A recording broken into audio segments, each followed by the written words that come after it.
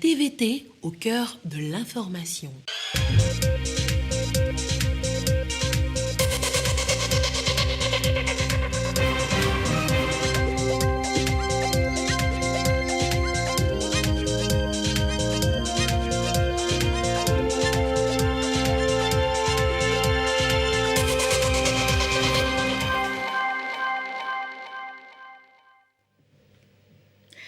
Mesdames, Messieurs, bonsoir. La rentrée scolaire, c'est dans quelques heures. Les élèves reprennent le chemin de l'école ce lundi. Certains parents sont prêts, d'autres pas totalement. Les derniers achats avant la rentrée à suivre en début de journal. Toujours dans les marchés, bientôt la fin de l'utilisation des unités de mesure non conventionnelles. Des sanctions peuvent même tomber. Vous le verrez, l'heure est pour le moment à la sensibilisation. Et puis, le mariage, hier et aujourd'hui, qu'est-ce qui a changé avec cette institution sociale? Beaucoup de jeunes badinent aujourd'hui avec le mariage, autrefois sacré. Le mariage hier et aujourd'hui, dossier à suivre en fin d'édition. C'était les titres de ce journal. Bienvenue, voici le 20h. C'est la fin des belles vacances. Les élèves ont à peine quelques heures avant de reprendre le chemin de l'école ce lundi. Chacun se prépare à son niveau. Au ministère délégué chargé de l'enseignement technique et de l'artisanat, toute l'équipe est à pied d'œuvre pour une bonne reprise des classes aux apprenants. Clarisse Aticlet. Au ministère délégué chargé de l'enseignement technique et de l'artisanat, les préparatifs pour la rentrée scolaire 2022-2023 vont bon train. En pleine séance de travail, le ministre Eke Kokou-Odin et son équipe passent en revue l'année scolaire écoulée, font les derniers cadrages, histoire de faire mieux que l'an dernier. L'année 2021-2022, dans l'enseignement technique, dans ce sous-secteur, a connu un taux global de 56 600 apprenants, tout niveau confondu, c'est-à-dire de la première année en troisième année, de la seconde en terminale aussi dans nos établissements. Mais sur les 56 600 apprenants, ceux-là qui ont pu passer l'examen de fin d'année, l'effectif s'élève à 19 500 candidats. Et sur les 19 500 candidats, nous avons enregistré un taux record de 74%. Globalement, nous pouvons nous en réjouir. Le sous-secteur de l'enseignement technique a pris toutes les dispositions pour une année scolaire 2022-2023 sereine. Aujourd'hui, nous avons une affluence très remarquable dans nos écoles, dans nos lycées et dans nos centres de formation. Mais le gouvernement n'a cessé aussi de voler au secours également de nos apprenants. En quoi faisant? En mettant une stratégie pouvant amener tout le monde à avoir de place pour démarrer la rentrée, le 26. Le sous-secteur de l'enseignement technique semble donc avoir toutes les cartes en main pour que cette année encore le succès soit au rendez-vous. Déjà, la rentrée pédagogique a permis d'édifier les enseignants sur la manière de préparer les fiches et de dispenser les cours sur la base de l'approche par compétences APC. Ils ont été formés sur la gestion administrative. Nous aurons l'amélioration de l'acte pédagogique des enseignants dans les classes. Et enfin, surtout, l'amélioration de la gestion des moyens financiers et matériels que l'État met à la disposition des enseignants. Finalité, assurer le succès à un grand nombre d'apprenants à la fin de l'année. Toujours dans cette logique, des réformes ont été entreprises l'année dernière et vont se poursuivre. Il s'agit notamment du placement des apprenants en stage dans les entreprises à hauteur de 75%, des réformes curriculaires et de l'implémentation de la formation en alternance dans 10 écoles. Nous sommes dans la formation professionnelle et il faut que l'élève maîtrise le côté pratique professionnel. Nous donnons beaucoup de cours, mais il faut aussi qu'il touche le monde du travail. Poursuite de ce projet de placement, c'est d'aller à l'alternance complète d'ici 2025. Cela signifie que nous devions former les élèves chez nous en 2 lieux. Un temps à l'école, un autre temps dans l'entreprise. Donc, 50%. Ils font 50% du temps à l'école 50% du temps dans l'entreprise. Nous avons de nouvelles spécialités pour lesquelles il faut écrire les curricula. Nous avons les anciennes que nous sommes en train aussi de réviser. Cela doit accompagner la formation, il faut avoir un bon programme. Le ministre Eke Kokou Odin invite tous les acteurs à rentrer dans la nouvelle dynamique. Nous voulons rassurer les élèves, les apprenants, la jeunesse, les parents, les formateurs, les encadreurs de l'enseignement technique, que l'année se prépare très sereinement et les dispositions en vue rassurent que l'année va commencer bien et va se dérouler. Nous restons tout de même disponibles pour des propositions d'amélioration. Le ministre a également exhorté les apprenants à faire le bon choix, le choix de la réussite et surtout de l'excellence en se mettant très tôt au travail. Comme quoi, la réussite se prépare dès le premier jour des classes. Étape obligée avant la rentrée scolaire, l'achat des fournitures scolaires. Les jours sinon les heures raccourcissent, magasins surchargés, rupture de stock et stress riment avec les derniers achats, très souvent réalisés dans la précipitation et rarement synonyme d'économie. Abidé Lemou, Ulrich Amega.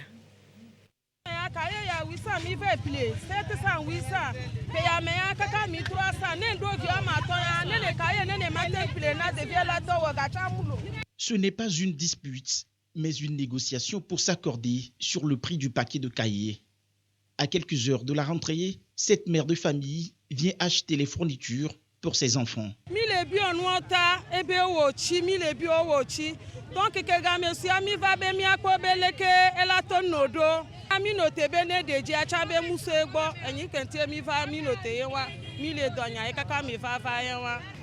J'ai trouvé un peu de l'argent, je suis venu acheter pour les enfants.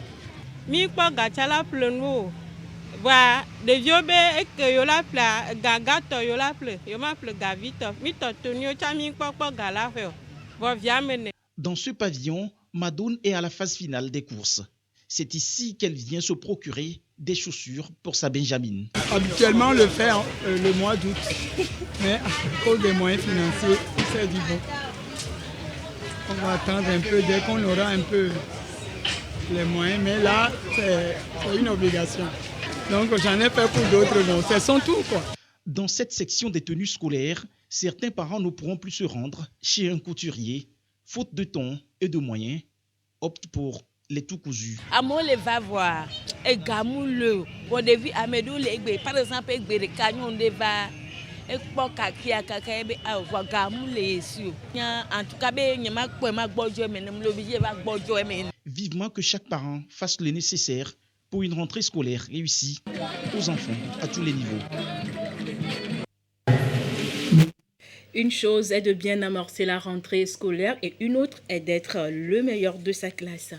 L'excellence en milieu scolaire promue par l'association Phara Togo, elle a soutenu des centaines de filles meilleures de leur classe. Elles ont reçu des kits scolaires. Désiré Aloye.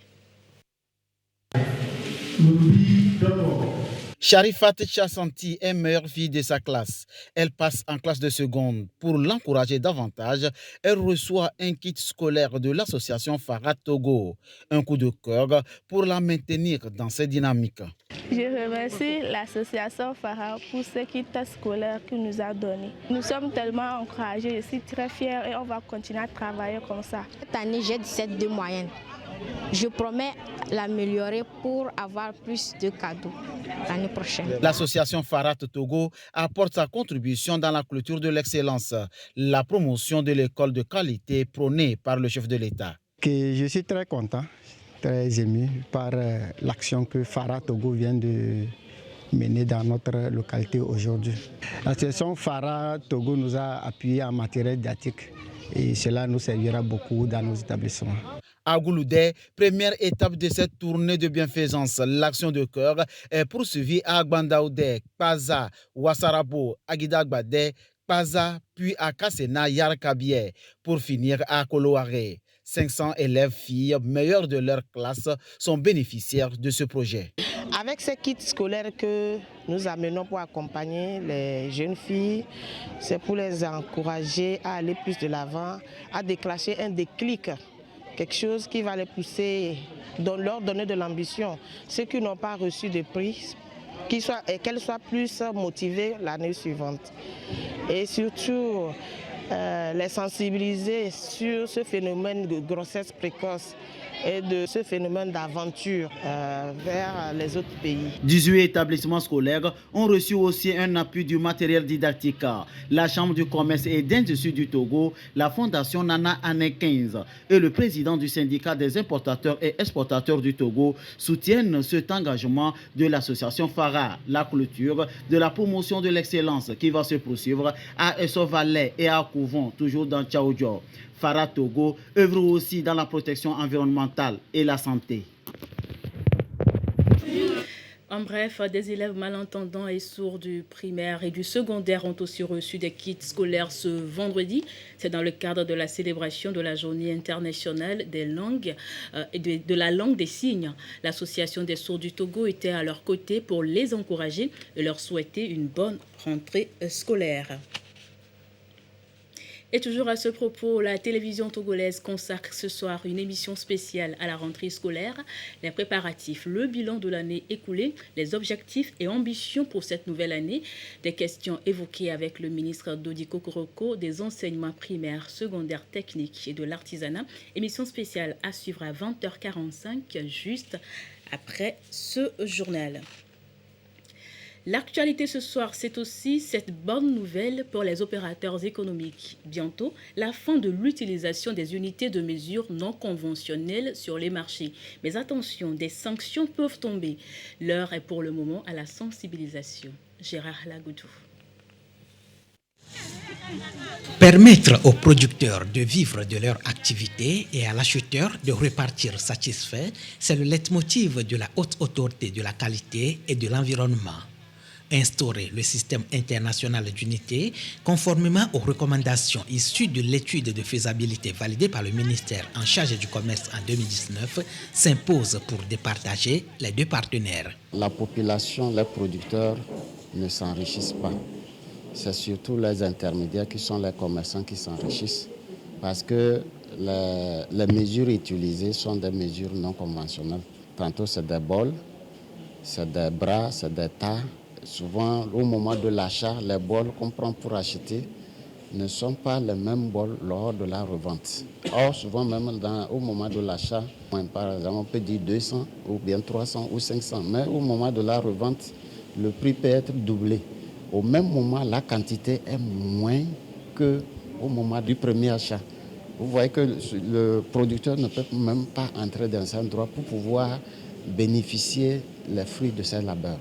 C'est dans ce cadre-là que les chefs d'État ont demandé à tous les pays membres de l'espace UEMOA d'instaurer ce système d'unité internationale que sont les poids, les kilogrammes, les litres, qui permettent de faire le commerce de façon juste.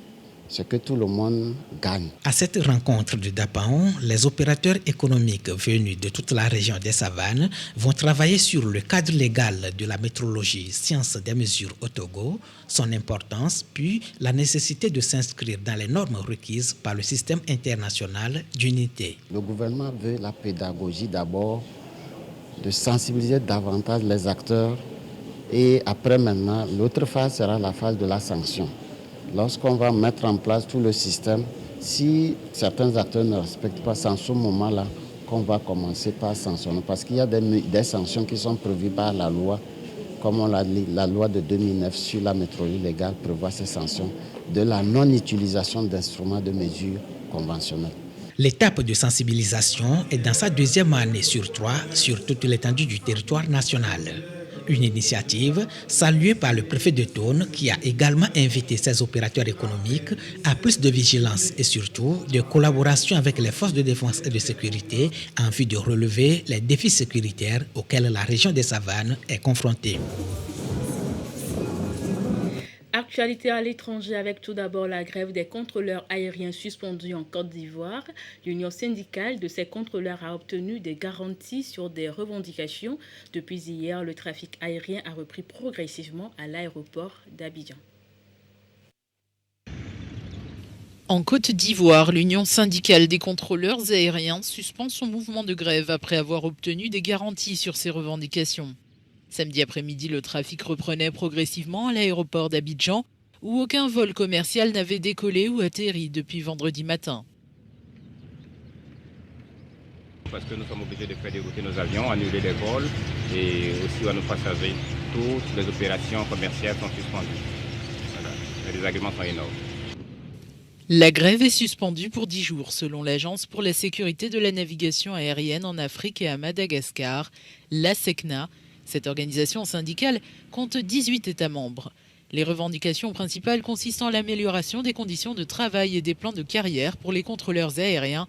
Selon les syndicats, la grève a été assidûment suivie dans 17 pays avec 39 tours de contrôle hors service. Le Premier ministre par intérim du Mali, le colonel Abdoulaye Maïga, a critiqué le gouvernement français. C'était au cours de son discours à la tribune de l'ONU. D'après lui, des décisions prises par la France ont mis en mal la situation sécuritaire du pays. Le colonel Abdoulaye Maïga, Premier ministre par intérim du Mali, a violemment critiqué le gouvernement français lors de son discours à la tribune de l'ONU. Selon lui, les décisions prises par la France à l'égard du Mali ont eu des conséquences dévastatrices sur la situation sécuritaire du pays.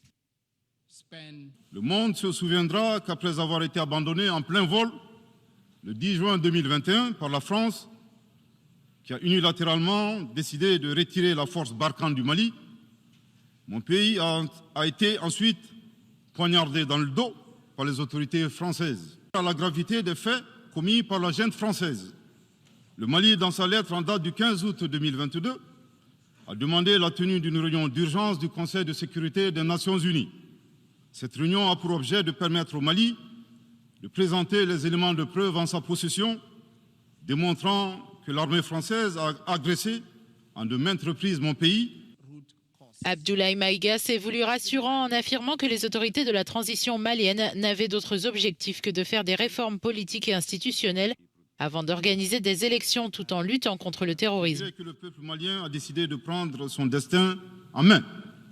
Il soutient pleinement le gouvernement dans la refondation du Mali, ainsi que le retour à un ordre constitutionnel apaisé et sécurisé en mars 2024, à l'issue d'élections libres, transparentes et crédibles.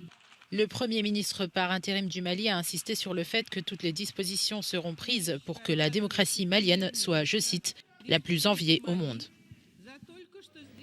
Retournons page nationale. La représentante résidente de l'Agence française de développement AFD a été reçue ce jeudi à la primature par le Premier ministre Victoire Tombéga-Dogbé. En seconde audience, Madame le Premier ministre s'est entretenue avec le nouveau directeur général de Chifao Motors Togo, Boubacar Bari. La synthèse de ces audiences avec Arnold Kiliou.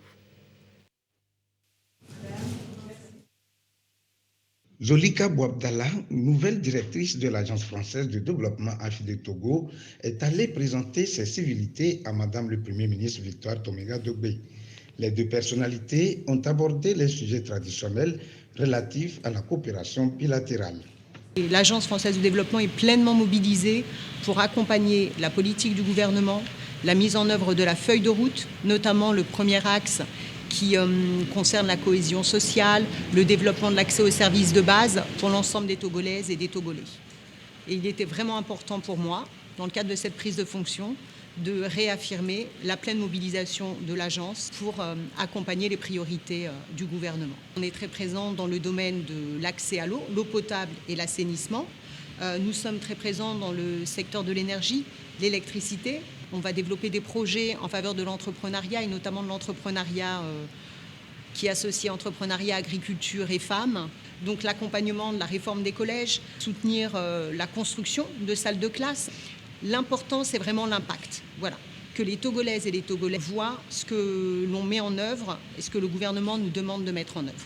C'est notre souci premier, c'est le fil rouge.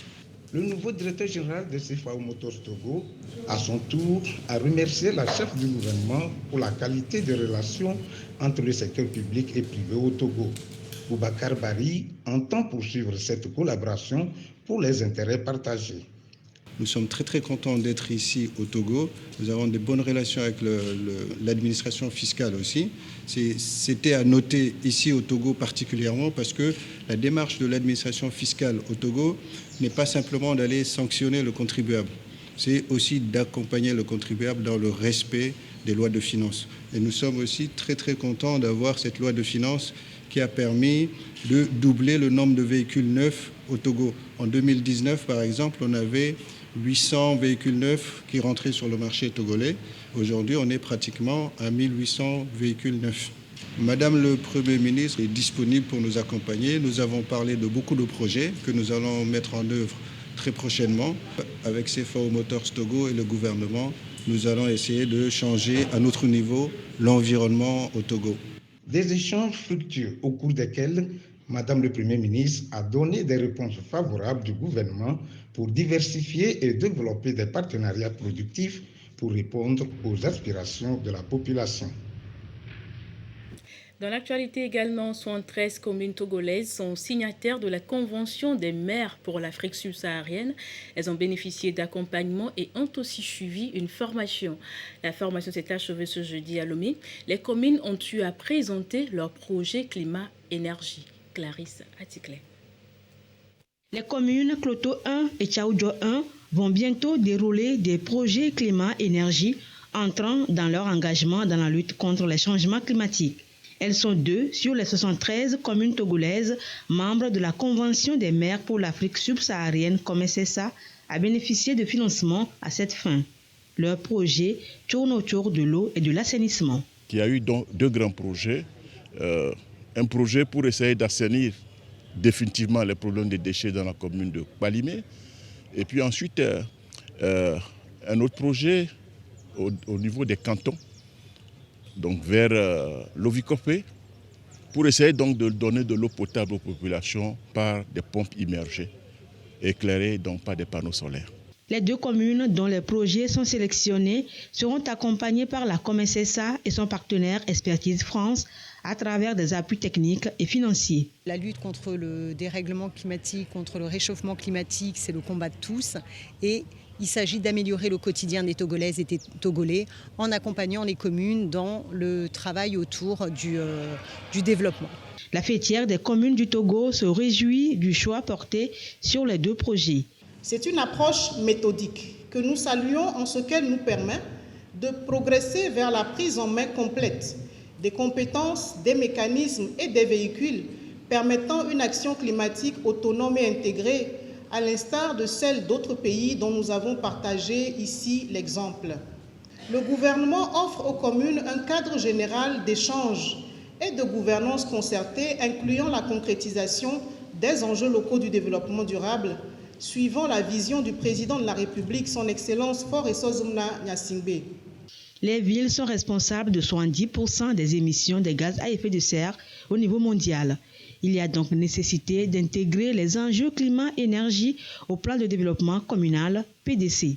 Vous êtes en première ligne dans ce combat contre le dérèglement climatique en agissant sur l'adaptation, l'atténuation et la transition vers des énergies propres. Quel maire du Togo voudrait avoir un territoire exposé à des risques liés au changement climatique?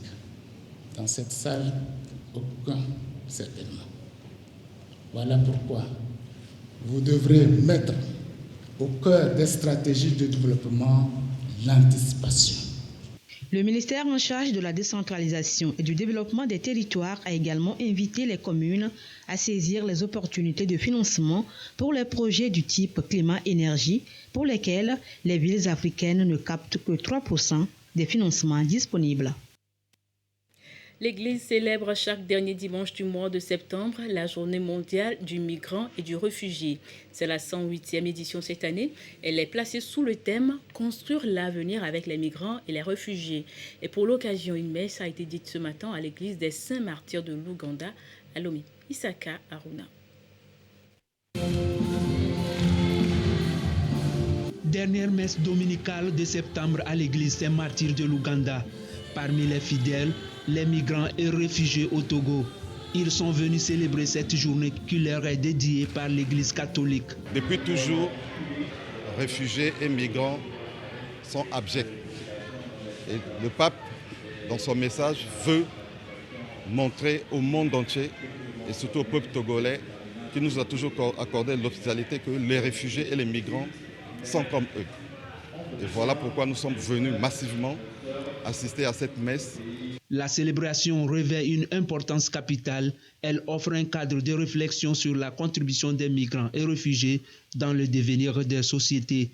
Loin d'être des personnes à problème, des envahisseurs ou des parasites, ces migrants et réfugiés sont une opportunité économique.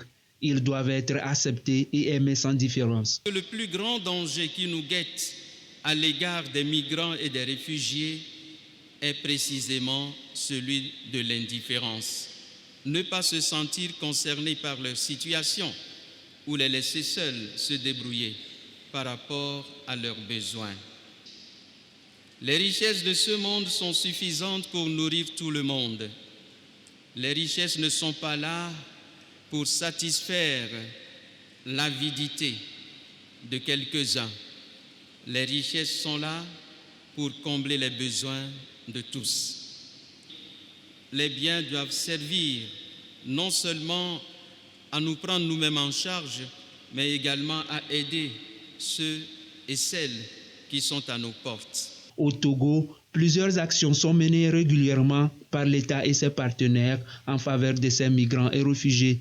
En marge de la célébration, les produits et objets fruits de leur génie et savoir-faire ont été exposés sur le parvis de l'église. Sport à présent, sport avec la fin de la deuxième édition du championnat militaire et paramilitaire de volleyball dames. La compétition s'est déroulée du 19 au 23 septembre dernier au régiment parachutiste commando du camp général Améi de Kara. Nestor Mozo. La police nationale en maillot gris et la deuxième région militaire en rouge. Ce sont ces deux équipes qui se sont qualifiées pour la finale du deuxième championnat militaire et paramilitaire de volleyball dames. Si la deuxième région militaire a remporté assez facilement les deux premiers sets, 25-12 et 25-16, elle a perdu en revanche les deux sets suivants. Multipliant fautes et maladresses, les rouges se laissent rattraper par les adversaires. La police nationale gagne les 3e et 4e sets respectivement par 25 points contre 18 et 25 points contre 23. Le 5e et dernier set a été décisif pour les deux équipes. Ce sont les joueuses de la deuxième région militaire qui ont su trouver les ressources nécessaires pour enlever ce set. À 15 points contre 5 et donc ne pouvant plus être rattrapé, le match s'est terminé, consacrant ainsi la deuxième région militaire comme vainqueur du deuxième championnat militaire et paramilitaire de volleyball dames pour la deuxième fois consécutive. Le représentant du chef d'état-major général des forces armées togolaises s'est réjoui de l'ambiance de fraternité et de cohésion qui a caractérisé cette compétition. Il a salué les organisateurs, les compétiteurs, les staffs techniques et les supporters pour avoir œuvré pour la réussite de ce championnat. Dès l'annonce de ce championnat, votre passion a œuvré pour sa réussite. Depuis la réunion technique jusqu'à ce jour, en passant par la cérémonie d'ouverture, a témoigné de votre dévouement pour le sport. Nous avons assisté à un championnat au cours duquel les équipes ont donné le meilleur d'elles-mêmes. La compétition a été rude. Les équipes ont fait preuve de volonté, de motivation et de détermination et ont démontré l'esprit collectif et celui de corps. Elles nous ont prouvé leur capacité d'offrir un spectacle de qualité. C'est l'occasion de féliciter l'ensemble pour la participation à ce championnat. Pour les récompenses, l'équipe de la première région militaire, classée 3e, a eu droit à la médaille de bronze. La police nationale finaliste malheureuse est repartie avec la médaille d'argent.